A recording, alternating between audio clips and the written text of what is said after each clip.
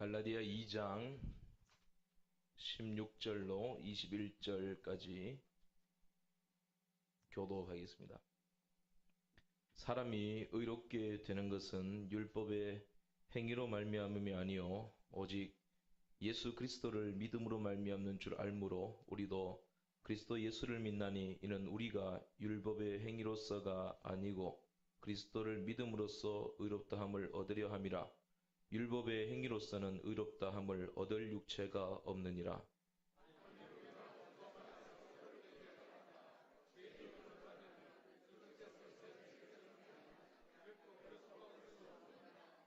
만일 내가 헐었던 것을 다시 세우면 내가 나를 범법한 자로 만드는 것이라.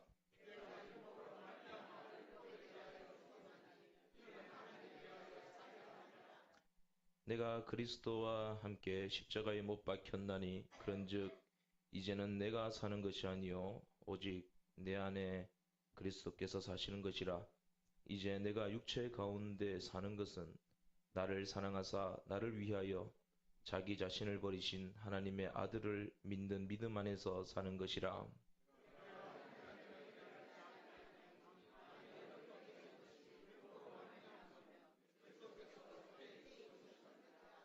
아멘. 할렐루야. 찬양 너무 울컥한 걸 하셔가지고 설교 어떻게 하라고 잘 안 하는데 우리 한번 인사하겠습니다. 우리는 영원히 그리스도의 것입니다.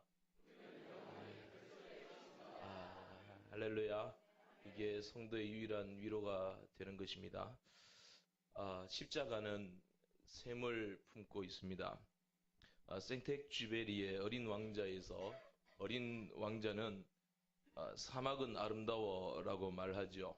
그래서 황량하고 건조하고 험악한 사막이 뭐가 아름답냐 반문을 하니까 어린 왕자가 이렇게 대답합니다. 사막이 아름다운 건 그 어디인가 샘이 숨어 있어서 그래. 여러분, 십자가 사막 같죠? 십자가가 아름다운 것은 그 안에 예수 그리스도라는 샘이 있기 때문입니다. 십자가에 샘이 못 박히셨습니다. 그 샘께서 모든 샘물을 다 쏟아내셨습니다.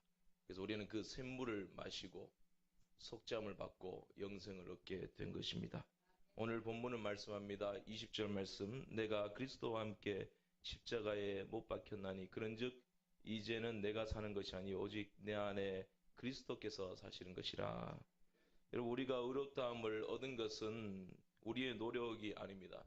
율법의 행위가 아닙니다.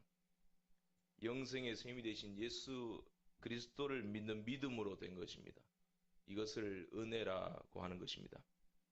본문의 사도 바울은 갈라디아 교회 성도들에게 대단히 화가 많이 나 있어요. 왜냐하면 그리스도의 샘물과 같은 은혜가 허무한 것이 되고 말았기 때문입니다.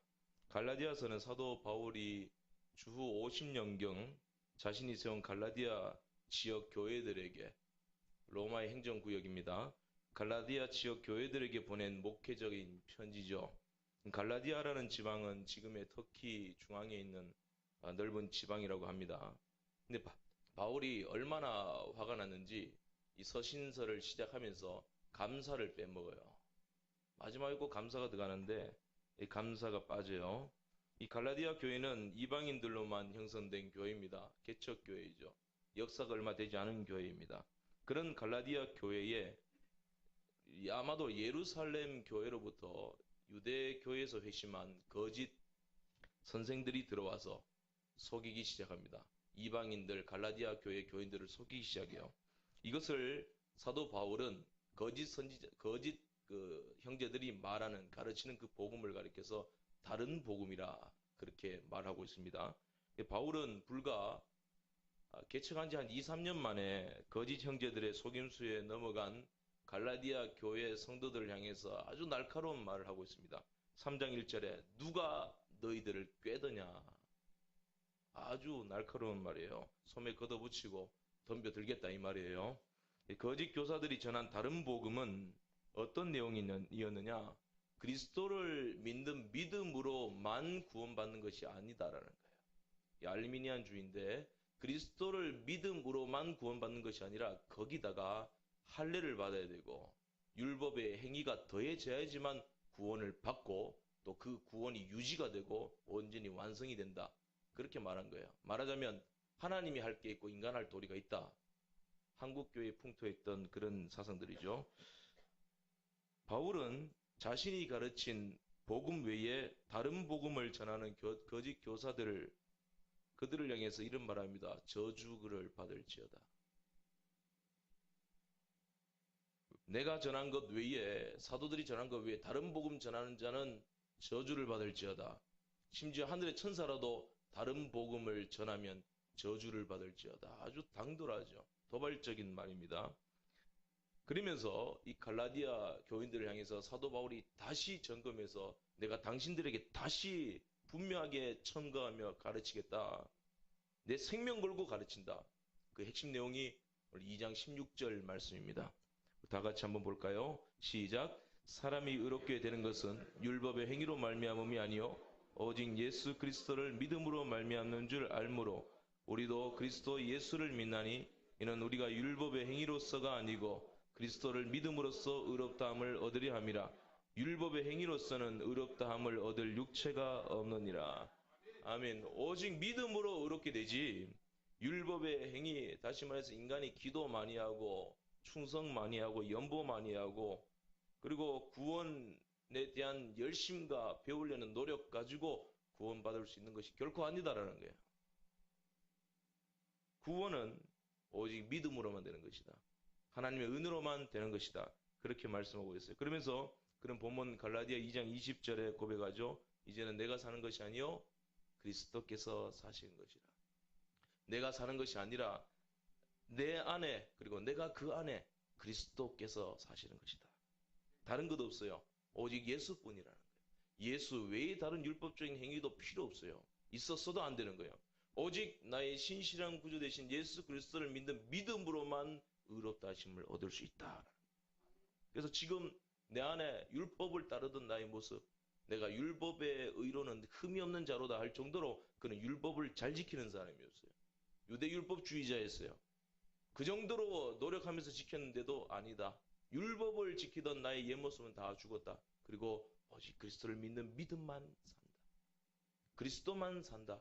그래서 나는 율법의 생명으로 사는 것이 아니라 그리스도의 생명, 그리스도를 살고 있다. 그렇게 말하고 있는 것입니다. 그렇다면 그리스도의 생명을 살고 있다. 이 말 속에 어떤 뜻이 담겨 있는가? 첫째로 그리스도와 함께 살고 있다라는 것입니다. 본문 갈라디아 2장 19절에 내가 율법으로 말미암아 율법에 대해서 죽었다. 두 가지가 나옵니다. 율법으로 말미암아 죽었다는 것과 율법에 대하여 죽었다 말하고 있어요. 이 율법으로 말미암아 죽었다 이 말은 사도 바울이 내가 율법의 한계에 부딪혔다. 율법의 높은 벽에 내가 부딪혀 보니까 내가 턱없이 부족하다는 것을 알았다. 내가 저주스러운 존재라는 것을 알았다라는 거예요. 야, 바울이 율법을 따라 살려고 발버둥 쳤습니다. 근데 결국 안 되더라는 거예요. 죄책감만 더 커가고 실패만 더 커가고 저주가 나를 사로잡기 시작했다는 것이죠. 여러분 율법의 높은 벽을 경험하시려면 저기 시내산으로 가보시면 됩니다. 모세가 이스라엘 백성들을 이끌고 광야 생활을 할 때죠. 하나님은 모세를 시내산으로 부르시고 이스라엘을 위해서 경고의 말씀을 하시죠. 출애굽기 19장 3절에서 4절 말씀인데 하나님 하신 말씀이 내가 어떻게 독수리 날개로 너희를 업어 내게로 인도하였음을 너희가 보았느니라. 이 말씀이 뭐냐면요. 내가 너희들을 독수리 날개로 업어서 여기까지 인도해 왔다. 이거 은혜죠. 그런데 이스라엘 백성들이 자격이 있었나요? 없었어요. 애굽의 종로로 타다가 종으로 살다가 구원받은 것은 그들의 노력으로 된 것이 아니에요. 홍해 바다를 건넌 것은 그들의 노력으로 된 것이 아니에요. 하나님의 은혜였어요. 약속의 산 앞에까지 온 것도 하나님의 은혜였어요. 모든 것이 하나님의 은혜였고 하나님의 헤세드였고 하나님의 신실하심이었다. 그렇게 말씀하고 있어요. 그런데 지금부터는 하나님께서 조건을 거세요. 출애굽기 19장 5절 말씀에 세계가 다 내게 속하였나니 너희가 내 말을 잘 듣고 내 언약을 지키면 너희는 열국 중에서 내 소유가 되겠고. 이 무슨 말씀이에요? 지금까지는 하나님께서 무조건 은혜로 이끌어 와 주셨는데 여기서는 다른 말씀을 하세요. 조건을 거세요. 너희들이 내 말을 잘 듣고 잘 지키면, 다시 말해 순종하면 복받고 순종하지 않으면 저주받는다. 이 말씀은 어떤 차원에서 테스트와 같은 말인데요. 이스라엘 백성은 애굽에서 나오자마자 하나님 마음에 쏙 들게 행동했습니까? 그렇지 않아요. 홍해 바다 건너기 전부터 불평하기 시작한 거예요. 출애굽한 지 석 달 만에 그들이 보여줄 거 다 보여줬어요. 우리는 이런 존재입니다. 불평만 하고 말 안 듣고 덤벼들고 하나님의 말씀에 대해서 도무지 순종할 수 없는 존재들입니다. 순종 못해요. 그런 존재들이에요. 그런 존재들에게 여호와께서 뭐라고 말씀하시냐면, 내가 그런 구제불능 말도 안 듣는 너희들, 죽으라고 순종 안 하는 너희들을 업어서 여기까지 이끌어왔다. 그런데 이제부터는 내가 너희들에게 조건 건다. 말 잘 들어야 복 준다. 아니면 저주받는다. 그러자 이스라엘 백성들이 뭐라고 대답하는지 아세요? 출애굽기 19장 8절 말씀에 백성이 일제히 응답하여 가로되 여호와의 명하신 대로 우리가 다 행하리이다. 여러분, 이스라엘 백성들이 하나님의 말씀을 다 행할 수 있는 사람들이었나요? 순종을 못하는 사람이에요. 어기는 사람이에요. 이 자기들의 한계를 모르는 거예요. 못난 사람은 자기가 부족한 줄을 몰라요. 거역하고 대들어놓고 그래놓고서는 지금 뭐라고 말하냐면, 하나님, 우리가 다 지키겠습니다. 하나님 뭐라고 말씀하지? 그래, 좋다. 그러면 좋다. 내가 너희들에게 내 계명을 줄 테니까, 율법을 줄 테니까 한번 지켜봐라. 조건 있다. 분명히 내가 명시를 했다. 지키면 복이고 못 지키면 저주다. 사망이다. 그때부터 하나님이 이스라엘을 대하는 태도가 바뀌십니다. 틀리면, 하나라도 틀리면 너희들 죽는다. 이렇게 해서 이스라엘 백성들이 은혜 대신에 율법을 택하게 된 것이죠. 물론 이것도 하나님의 섭리 안에 다 들어있는 것이었지만, 출애굽기 19장 9절 이하에 보게 되면 하나님께서 이스라엘 백성들에게 율법을 주시는데, 율법을 주실 때의 분위기가 굉장히 공포스럽습니다. 빽빽한 구름이 자욱합니다. 무섭죠? 하나님의 임재를 상징하는 것인데요. 하나님 뭐라 말씀하시면, 너 이 산으로 가까이 오고 경계선 넘어오면 죽는다. 율법의 세 가지, 율법을 어긴다라고 했을 때 세 가지 요소 중에 하나가 넘어가면 죽는다라는 거예요. 경계선 넘어오면 너희들 죽는다라는 거예요. 이게 무슨 말이에요? 율법을 범하면 죽는다라는 것을 보여주세요. 그리고 우레가 치고 번개가 일어나고 너희들 옷을 빨아라. 복잡합니다. 지진이 일어나고 연기로 산을 뒤덮고, 이것이 심판의 장면이죠. 율법은 심판의 장면이에요. 다시 말해 율법의 역할은 너 가까이 오면 죽는다 이 말이에요. 자, 이 율법을 주신다라는 이런 하나님 말씀이 있기 전에는 하나님은 단순히 은혜와 자비로 이스라엘을 이끌어내셨습니다. 그런데 이스라엘이 그 엄청난 은혜를 받았음에도 불구하고 감사치 아니에요. 원망해요. 대들어요. 하나님의 선하시고 온전하시고 자비하신 뜻을 몰라요. 헤아릴 줄 몰라요. 그냥 머릿속에는 그냥 하나님 말씀 우리가 잘 들을게요. 우리의 능력과 실력으로 하나님 말씀 잘 받들 수 있습니다. 그렇게 착각했던 것입니다. 자신의 육체를 신뢰한 것이죠. 그러나 하나님은 뭐라 말씀하세요? 좋다. 내가 율법 줄 테니까 한번 율법 앞에 서봐라. 너희들 죽은 뿐이다. 너희들이 내 말을 전혀 준행할 수 없다라는 것을 율법 앞에 부딪혀서 깨닫게 될 것이다. 율법은 가까이 오면 죽는다예요. 왜냐하면 로마서 7장 12절에서 14절까지 내용을 쭉 보게 되면 율법은 선한 것입니다. 완전합니다. 거룩합니다. 신령합니다. 하나님의 법이에요. 율법은 선한 거예요. 거룩한 거예요. 근데 인간은 죄인입니다. 하나님의 선하신 법 앞에 죄인 인간이 있으니까 당연히 죽는 거예요. 못 버티는 거예요. 그런데 죄인인 인간이 우리가 다 행하리이다. 그런 착각을 하고 있었다는 것이죠. 율법은 가까이 오면 죽는다. 그런데 은혜는 달라요. 우리 예수 그리스도 앞에 서면 또 달라집니다. 마태복음 11장 28절 율법은 가까이 오면 죽는다 그랬는데 주님은 뭐라 말씀하시느냐? 수고하고 무거운 짐진 자들아 다 내게로 오라. 내가 너희를 쉬게 하리라. 요한복음 6장 37절 말씀에 내게 오는 자 내가 결코 내쫓지 아니하리라.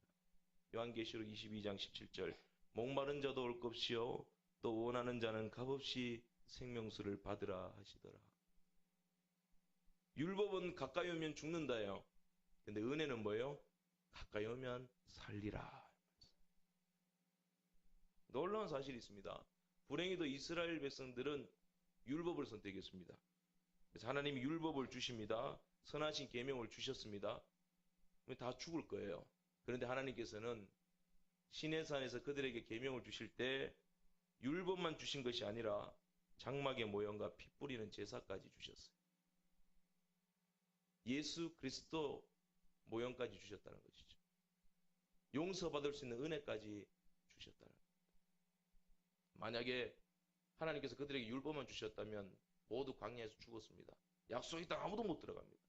내 불이 내리고 땅이 벌리고 다 죽여버립니다. 하나님이 그리스도를 예표하는 제사, 피 뿌리는 제사의식을, 장막을, 성막을 주셨다는 것이죠. 갈라디아 3장 19절에 말씀합니다. 그런즉 율법은 무엇이냐? 대답하죠. 범법함을 인하여 더한 것이라. 이 무슨 말이냐면요. 죄인이 죄인 줄을 몰라요. 자기가 죄 지은 줄을 몰라요. 그 지멋대로 사는 거예요. 하나님 뜻을 다 행할 수 있습니다. 근데 하나님 뭐라 하시냐면 율법을 딱 줘버리니까 법 앞에 되어보니까 이 죄인인 거예요. 그래서 법은 쉬워야 돼요. 몽테스키우의 법의 정신 보세요. 거기 보면 법은 쉽고 간결해야 된다. 다 볼 수 있어야 된다. 그래야 죄인들이 그 법 앞에서 죄인인 줄 알게 되거든요. 법을 주니까 범법함을 다한 것이 우리가 죄인이구나 깨닫도록 만드는 거예요. 로마서 5장 12절에서 13절 죄가 율법 있기 전에도 세상에 있었으나 율법이 없을 때에는 죄를 죄로 여기지 아니하였느니라. 율법이 있기 전에도 죄는 세상에 있었죠. 그리고 여전히 그 죄의 값은 뭐죠? 사망입니다. 죄인은 사형수입니다. 그런데 인간들은 죄를 지으면서도 자기가 죄인인 줄 몰라요. 그 자연인들은 아무리 당신들 회개하라 그래도 자기가 죄인인 줄 모르는 거예요. 그래서 하나님은 율법을 주신 겁니다. 이것이 은혜인 거죠. 어떻게 보면 너희들이 불법 저지르고 있는 심각한 범죄자 사형수라는 것을 좀 알아라라는 거예요. 그리고 철저히 절망해버려라. 하나님의 진노 아래 놓인 자라는 것을 깨달아야 된다. 로마서 4장 13절에서 15절 율법은 진노를 이루게 하나니 율법이 없는 곳에는 범함도 없느니라. 그렇죠. 법을 모르는데 죄 범하는 게 어디 있어요. 감옥에 갈 일이 없는 거죠.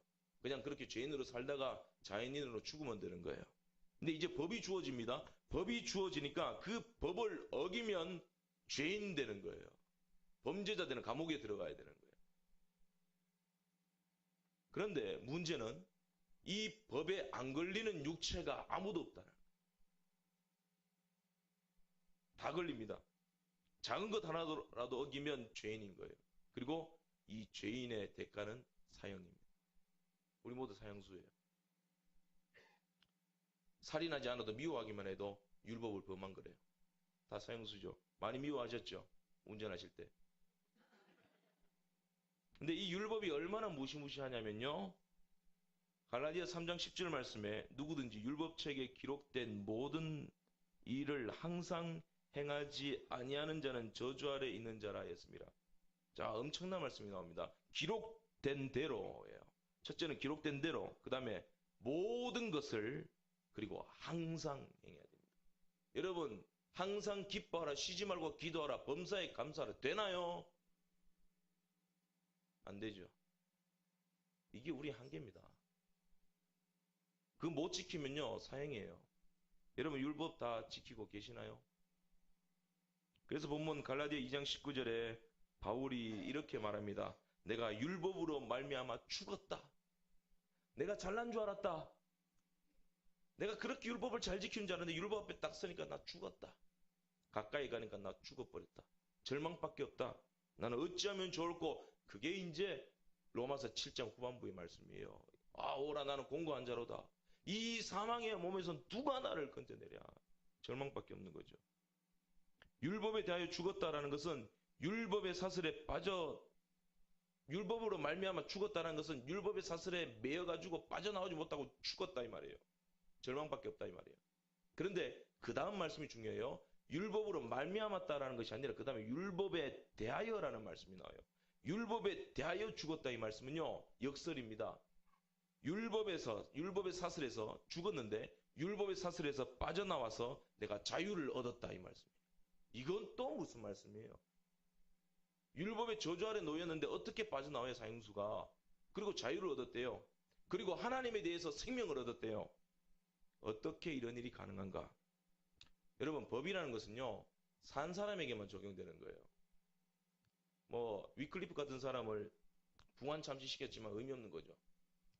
이미 죽은 사람은 또 못 죽입니다. 그죠? 근데 예를 들어서 사형수가 처형을 당했습니다. 그리고 죽은 것을 확인했어요.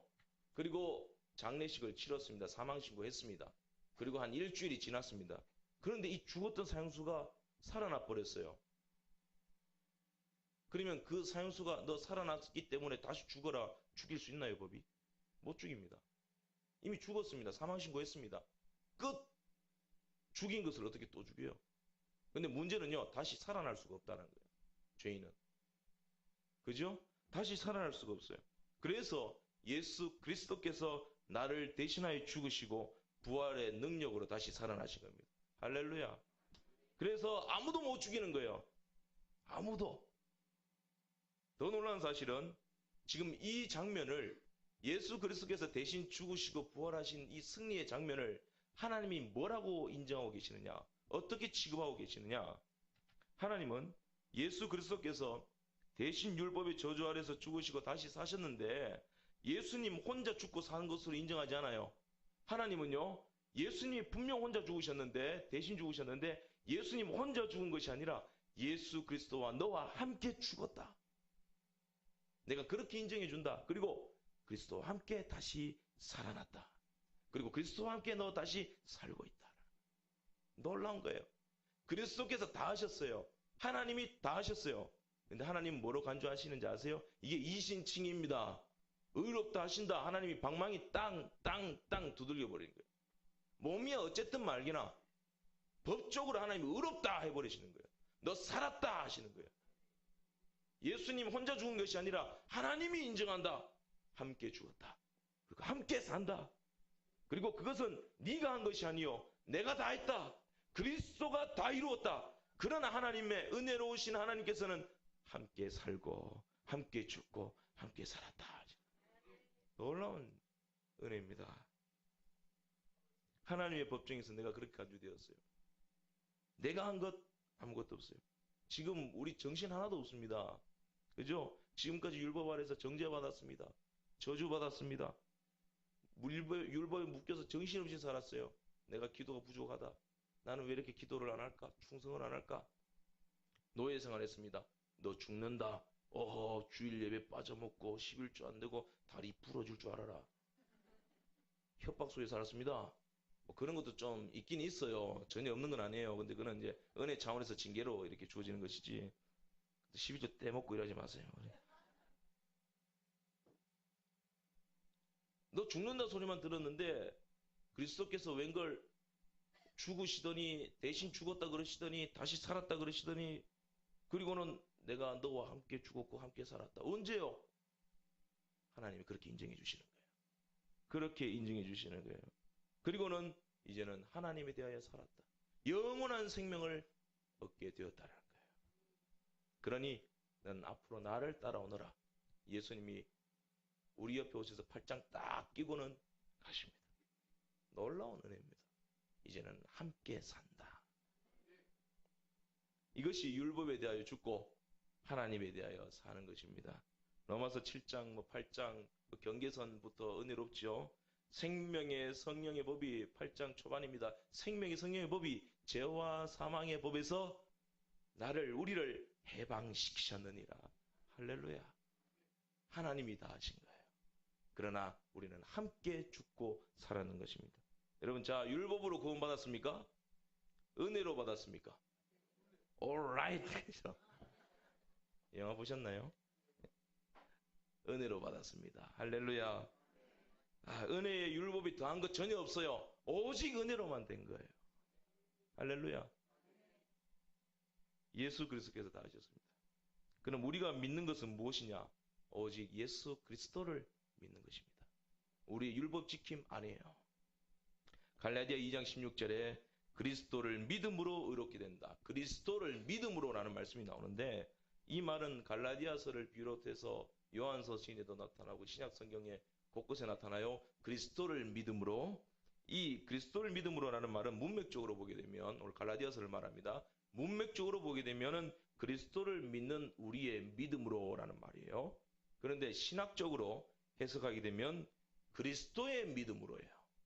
그리스도의 신실하심, 그리스도의 성실하심으로 우리가 의롭다 하심을 얻었다. 물론 전자가 문맥상 맞아요. 바울은 항상 그리스도의 사랑과 은혜를 강조했으니까 그 그리스도를 믿는 우리의 믿음으로 구원을 받았다라는 것인데 신학적인 부분도 배제하면 안 돼요. 둘 다 포함되는 것입니다. 무슨 말이냐면 여러분 사기꾼을 믿으면은 사기 받은 믿음이에요. 그죠? 아무나 믿어서는 안 돼요. 그런데 우리는 사나 죽어나 누구의 것이에요? 예수 그리스도의 것입니다. 할렐루야. 그리스도는 성실하십니다. 신실하십니다. 그리스도는 완전하십니다. 의로우십니다. 그 그리스도를 믿는 믿음으로 우리가 구원받은 거예요. 그런데 이 순전하시고 신실하신 그리스도를 믿는 믿음조차도 우리의 믿음이라고 해서 우리에게서 난 것이냐, 내가 믿은 것이냐? 아니에요. 에베소 2장 8절 말씀에 너희가 그 은혜를 인하여 믿음으로 구원을 얻었나니 이것이 너희에게서 난 것이 아니요 하나님의 선물이라. 할렐루야. 지금 기도 많이 할 수 있는 것도 내 노력으로 된 게 아니라 인간의 도리를 해야지, 우리가 기도할 도리를 해야지. 아니에요. 하나님이 주신 선물로 기도하는 거예요. 하나님 주신 선물로 순종하는 거예요. 하나님 주신 선물로 성전 건축하는 거예요. 하나님이 주신 거예요. 그 믿음으로 우리가 구원을 받는다라는 거예요. 내가 한 게 아무것도 없죠. 그래서 히브리서에는 믿음의 주여 온전케 하신 예수를 바라보자. 믿음의 주가 누구예요? 예수님이에요. 이 믿음의 주라고 할 때 이 말씀은 믿음의 작가라는 뜻이에요. 믿음의 저자라는 뜻이에요. 우리 믿음의 저자는 누구예요? 예수 그리스도예요. 책을 살 때는 제목 보고 사는 거 아니에요. 저자 보고 사는 거예요. 저자를 보면 그 책이 확실해요. 믿음의 저자는 누구예요? 예수 그리스도를 보면 되는 거예요. 예수 그리스도를 보면 믿음의 비밀이 우리에게 가득 차게 되는 것입니다. 신실하신 예수 그리스도께서 십자가에서 죽으시고 부활하시고 그것을 우리로 믿도록 하심으로 우리는 주와 함께 죽었고 주와 함께 살고 있는 것이다 선언하는 것입니다. 여러분 기도하고 순종하고 충성하고 전도 많이 해서 하나님께 점수 따서 구원받은 거 절대로 아니에요. 여전히 우리는 부족합니다. 기도한 데 얼만큼 합니까? 순종한 데 얼만큼 합니까? 연약합니다. 그럼에도 우리의 부족한 기도, 부족한 순종, 부족한 충성에도 불구하고 하나님께서는 우리와 함께 하시는 예수 그리스도를 보시고 받으시고 복을 내리신다는 것입니다. 두 번째로 그리스도의 시간을 사는 것입니다. 그리스도를 산다. 그리스도의 시간을 사는 것입니다. 본문 20절 중반절에 이제 내가 육체 가운데 사는 것은 우리가 은혜로 구원받았지만 지금 육체 가운데 살아요. 한번 죽는 것은 사람에게 정한 것이기 때문에 육체 가운데 살아요. 육체의 시간 속에 삽니다. 그래서 날마다 육체와 싸워요. 육체의 소욕과 싸워요. 바울도 싸웠어요. 괴로워했어요. 그래서 이 영적인 생활은요, 갈등하는 거예요. 싸우는 거예요. 절대로 틀린 게 아니에요. 그래서 교회를 가리킬 때도 전투하는 교회다 그렇게 말합니다. 교회는 전투하는 곳이에요. 육체와 싸우는 곳이에요. 그리고 그리스도를 붙들므로 이기는 것이에요. 여전히 우리 안에 죄의 습성이 있습니다. 육체의 소욕이 그대로 있어요. 부채가 그대로 남아있어요. 죄악에 물들었던 독소들 그대로 있습니다. 법적으로 의롭게 된 거예요. 그런데 놀라운 은혜는 뭐냐면 이제부터는 그리스도와 함께 산다는 거예요. 하나님의 자녀로서 하나님의 집에서 산다는 거예요. 그래서 이 더러운 행실, 중독된 독성들 다 빼낼 수 있는 거예요. 그걸 성화라 그러는 겁니다. 이제는 관계가 달라요. 몸은 단번에 바뀌지 않았습니다. 근데 관계가 다른 거예요. 그전에는 외인이었습니다. 이방인이었습니다.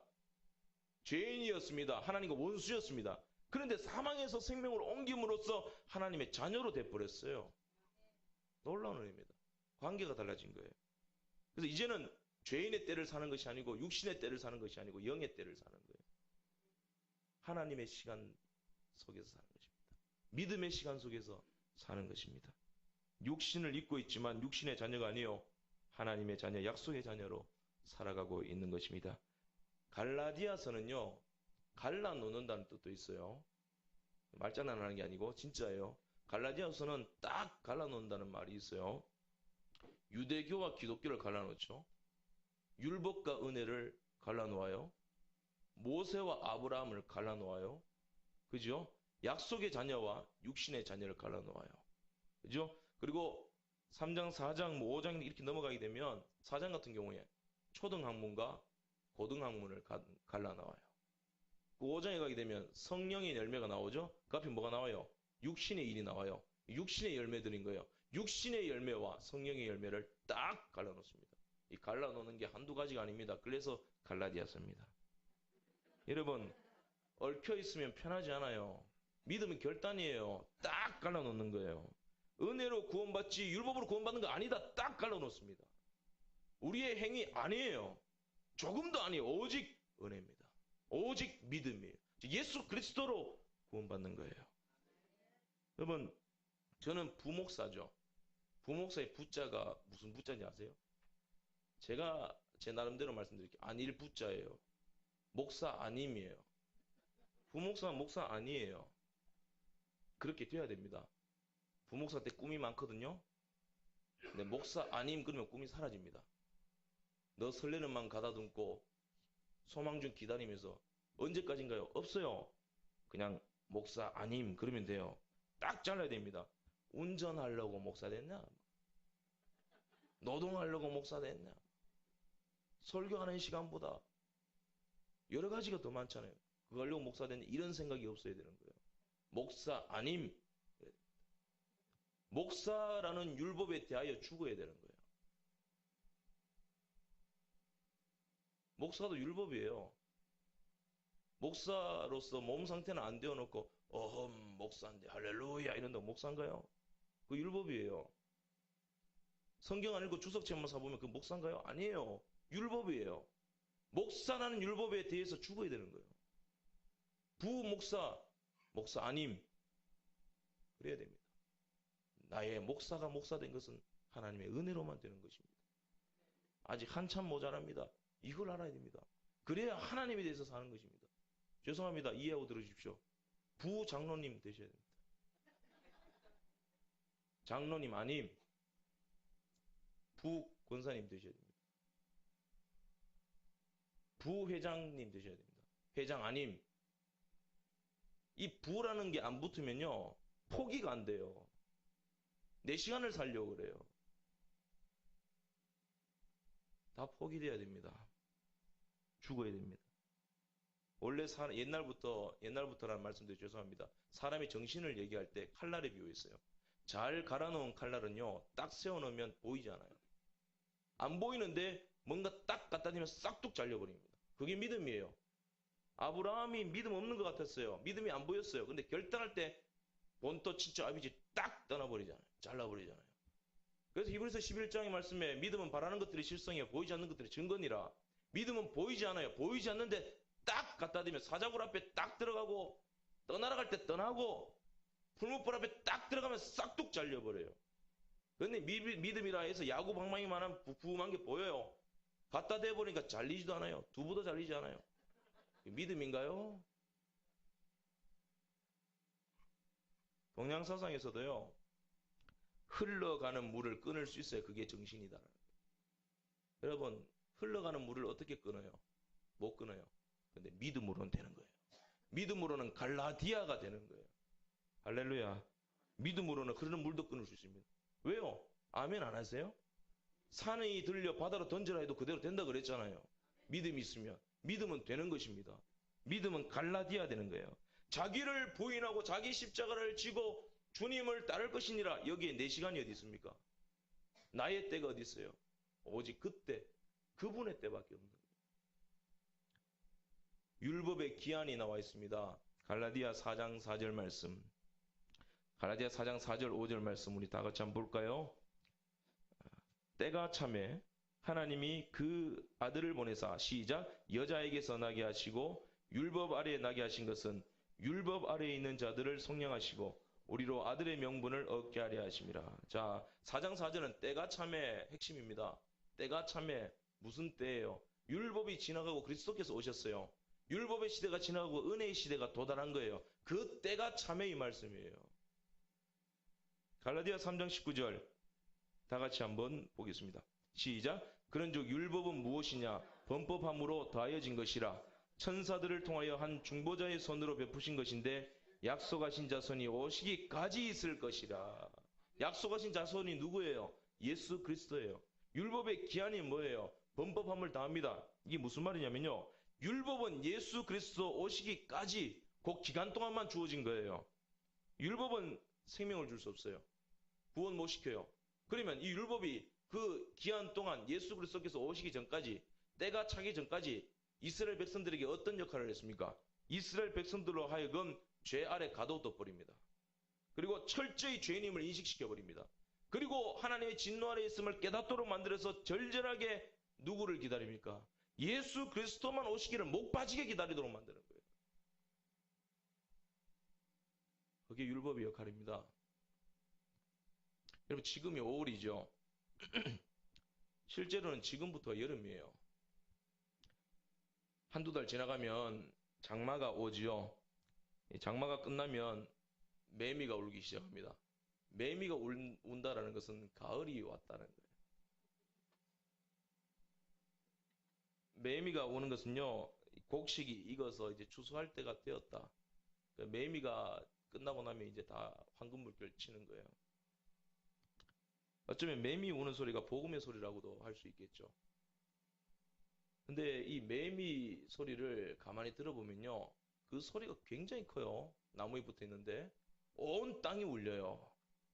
근데 가만히 보니까 그 소리가 어디서 나냐면은 그 배에 한 2개 정도의 소리가 나는 게 있어요. 두 곳이 움직여요. 그게 이렇게 움직이면서 소리가 나요. 그런데 가만히 들여다보니까 그 배의 두 곳만 움직이는 것이 아니라 통 전체로 움직이는 거예요. 소리를 내는 거예요. 그래서 매미 한번 잘라보셨어요? 죄송합니다. 예전에 제가 잘라봤어요. 곤충학대 아닙니다. 그럴 수 있어요, 애들은. 자, 잘라보니까 그 안이 텅 비었어요. 그죠? 텅 비었어요. 그 텅 빈 통으로 소리를 내는 거예요. 바이올린, 비올라도 다 통이 있는 거예요. 울림통이. 노래 못하는 사람은 목으로 부르잖아요. 멱다는 소리 막 내고. 근데 노래 잘 부르는 사람은 머리로, 통으로, 가슴으로, 배로, 심지어는 제가 아는 어떤 분은 척추에서까지 소리를 뽑아낸대요. 온몸이 통이래요. 그 통이 울리는 소리로 노래를 부르는 겁니다. 여러분, 칸트 같은 사람은요, 이런 말 했어요. 판단력 비판이라는 책이 있는데 거기 보면 원형적 본능이라는 말을 써요. 이 원형적 본능이란 뭐냐면은 하나님께서 태초에 지어주신 형상으로부터 나오는 힘이다. 그런데 이게 죄로 말미암아 일그러졌죠. 하나님께서 태초로부터 주신 형상으로부터 나오는 힘이다. 그게 원형적 본능이라는 거예요. 이 갈라디아 3장 11절 말씀에 의인은 믿음으로 산다라고 했을 때 과연 믿음으로 사는 거예요. 목소리로 하는 게 아니라 통울림으로 하는 거예요. 근원적인 힘, 형상에서 나오는 근원적인 힘, 원형적인 힘으로 사는 거예요. 그게 믿음인데 믿음은 뭐냐? 밑힘이에요. 밑에서부터 나오는 힘이에요. 말로만 주여 주여 안 해요. 밑힘에서 나오는 거예요. 통이 울리는 거예요. 예수 그리스도를 믿는 믿음, 밑힘에서부터 뽑아져 나오는 게 믿음이에요. 이미 우리는 그리스도와 함께 십자가에 못 박혔습니다. 그래서 이제는 내 시간을 사는 게 아니에요. 믿음의 시간을 사는 겁니다. 목에서 내는 소리가 아니에요. 내 생애 전체를 드리는 거예요. 내 것이 아니기 때문에. 우리의 힘이 아니라 믿음으로. 육신의 힘이 아니라 그리스도가 주시는 힘으로 사는 거죠. 그래서 그리스도께 맡기고 드리고 펼쳐놓고 살든지 죽든지 나의 몸도 영혼도 나는 내 것이 아니요 나의 신실하신 구주 예수 그리스도의 것입니다. 그렇게 올려드리는 것입니다. 우리는 그리스도의 시간을 삽니다. 그래서 사도 바울도 말을 하죠. 고린도전서 15장 31절 나는 날마다 죽노라. 내 시간이 없다. 나는 부목사라. 나는 내가 아님이에요. 하나님이 인정해 주실 때까지는 나는 내가 아니에요. 갈라디아 5장 24절. 그리스도 예수의 사람들은 육체와 함께 그 정욕과 탐심을 십자가에 못 박았느니라. 사도 바울이 참 멋진 고백하죠. 예수의 사람들은 육체와 함께 정욕과 탐심을 십자가에 다 못 박았다. 진짜 다 못 박았을까요? 바울 그렇지 않아요. 그렇지 않습니다. 마가 때문에 바나바하고 죽이니 살리니 욕하고 싸웠어요. 그게 정욕과 탐심을 다 버린 거예요? 그렇지 않아요. 근데 그렇게 인정하면서 하는 거예요. 의에 대해서 산자처럼 사는 거예요. 나는 한참 부족하다. 율법으로는 내가 다 죽지 못했다. 다 드리지 못했다. 정욕 다 박지 못했다. 그러나 예수 그리스도를 믿는 믿음과 하나님의 은혜로 말미암아 나는 그런 자로 살아가는 것이다. 그래서 그리스도께서 참내 마침내는 온전한 자로 나를 변화시켜 주실 것이다. 너희는 예수 그리스도의 장성한 분량까지 성장해라 그랬는데 죽었다 깨어나도 예수 그리스도의 장성한 분량까지 성장 못해요. 그러나 은혜 안에서는 되는 거예요. 주님이 그렇게 여기시는 겁니다. 여러분, 그리스도께 내어놓고 그리스도를 의지하면서 따라가시기 바랍니다. 나는 날마다 십자가에서 죽는 자로 간주하셔야 됩니다. 성찬을 대할 때 그렇게 대하셔야 돼요. 그리고 하나님께 대하여 산자로 여기며 살아갑니다. 그렇게 그리스도께 나의 모든 일생을 드리면서 사는 것입니다. 부족해도 드리는 것입니다. 덜 되어도 드리는 것입니다. 마지막으로 그리스도를 산다. 그리스도의 사랑 안에서 사는 것입니다. 오늘 본문 갈라디아 2장 15절에서 21절에 바울이 말하죠. 내 안에 그리스도가 사신다. 이 말은요. 안디옥 사건과 연결시켜서 하는 말입니다. 안디옥 사건이 뭐냐면 이 갈라디아서가 없었다면 베드로가 바울에게 책망받았다는 것을 우리가 알 길이 없어요. 갈라디아서를 통해서 알 수가 있어요. 갈라디아 2장 11절에 14절 말씀 보게 되면 베드로가 안디옥에 왔어요. 아마도 안디옥 교회 교인들이 부자였으니까 예루살렘 교회가 어려웠거든요. 거의 후원금을 받아서 가려고 왔던 것 같아요. 종종 왔던 것 같아요. 그래서 거기서 후원금을 받고 거기서 이제 유대교의 정결 음식법을 떠나서 이방인 신자들과 함께 먹었습니다. 이 안디옥 교회는 유대인 신자도 있었고 이방인 출신 신자도 있었습니다. 물론 믿음 안에서는 다 하나지만 육체적으로는 그렇다 이 말이에요. 근데 거기 와서 이방인 신자들이 벌이가 더 좋으니까 그 사람들과 친하게 지냈던 것 같아요. 베드로가 정치적이죠. 이 베드로와 같이 밥을 먹고 있었습니다. 유대인 정결 예식하고는 전혀 상관없는 거예요. 구약의 율법으로는 부정한 행동을 하고 있는 거예요. 그러다가 예루살렘의 야고보는 예수님의 동생 야고보입니다. 예루살렘 교회 일대 감독인데 이 야고보가 보낸 사람들이 그곳에 당도했습니다. 그래서 베드로가 헐레벌떡 일어나가지고 할례자들이거든요. 야고보가 보낸 사람들은 할례자들인데 이 할례자들이 두려워서 이방인 신자들과 음식 먹는 자리에서 벌떡 일어나서 도망가 버립니다. 근데 자기만 도망간 게 아니고 바나바도 덩달아 일어나서 같이 도망가 버리고 그리고 신자들도 같이 일어나서 도망가 버립니다. 이 전염성이 있는 거예요. 이 베드로의 행동은요. 이방인들에게 엄청난 충격을 주는 거예요. 말하자면 목사가 설교하는데 설교하고 삶이 다른 거예요. 그래서 상처받는 거예요. 왜냐하면 베드로의 설교는요. 할례도 아니고 율법도 아니에요. 할례냐 뭐하냐 뭐가 중요하냐. 예수 그리스도를 믿는 믿음으로 구원받는다. 그게 이제 사도행전 15장의 예루살렘 공회에서 이제 딱 결론이 난 거예요. 그렇게 제정을 하자. 야고보가 방망이 딱 의장이니까 방망이 두드리고 그렇게 하기로 하자. 그렇게 교리를 가르치자. 끝냈습니다. 그런데 돌아서서 베드로가 딴 행동을 하고 있는 거예요. 이방인이든 할례자리든 차별이 없다. 무조건 믿음으로 구원받는다. 그런데 그렇게 가르쳤는 베드로가 정작 자신은 차별되고 그런 거예요. 그 이방인들이 얼마나 서운하고 당황스러웠겠어요. 아, 사도들이 말은 믿음 안에서 차별 없다라고 하지만 실제로는 차이를 만드는구나. 교회가 말로는 그렇다고 해놓지만 교회 들어가 보니까 차별이 있구나. 그럼 야고보는 왜 할례자들을 베드로에게 보냈을까요? 일단은 베드로가 할례자들의 구설수에 자꾸 오르는 거예요. 자꾸 구설수에 오르는 것도 덕이 되지는 못하거든요. 옳든지 나쁘든지. 그래서 이제 왜냐면은 이 베드로가 사도행전 10장에 그 이제 환상을 보고 고넬료 집에 방문을 하고 그럼으로 인해서 이제 사도행전 11장에 넘어오게 되면은 그 할례자들이 그 베드로를 비난했거든요. 네가 어떻게 부정한 그 이방인들과 접촉을 하느냐.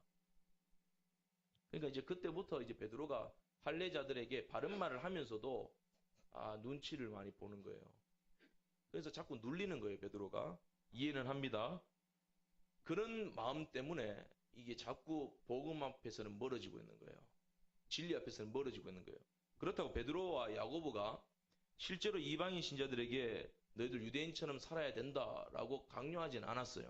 그런데 그들의 삶이 그들로 하여금 유대인처럼 살지 않으면 구원받지 못한 자처럼 부정한 자처럼 그렇게 밥 먹다가 벌떡 일어나 도망가 버리니까 그 행위가 그렇게 돼버렸다 이 말입니다.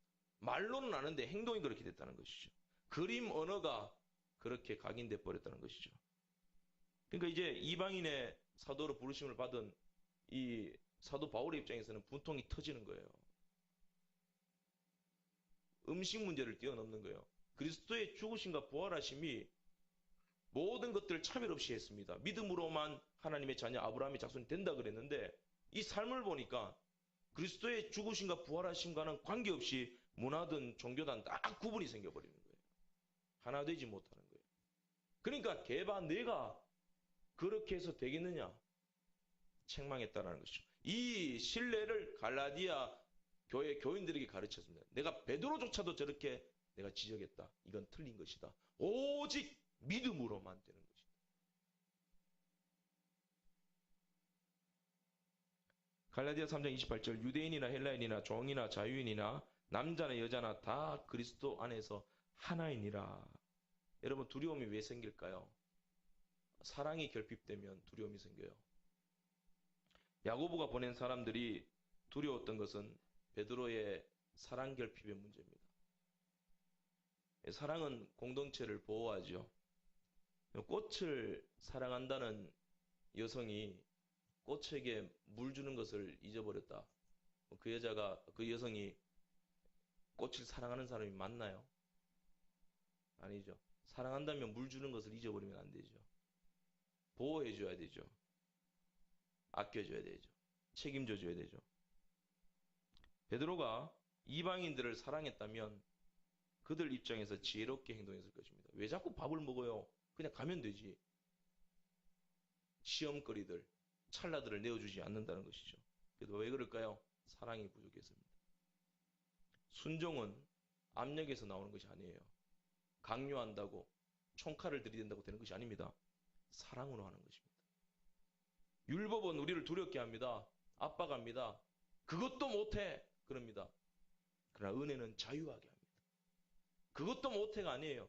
그거 이상도 내가 그리스도를 사랑하기 때문에 교회를 사랑하기 때문에 더한 것도 할 수 있어. 율법이 말을 못합니다. 사랑은 그 이상도 하게 합니다. 은혜 안에서 산다라는 것은 사랑의 법에서 산다는 거예요.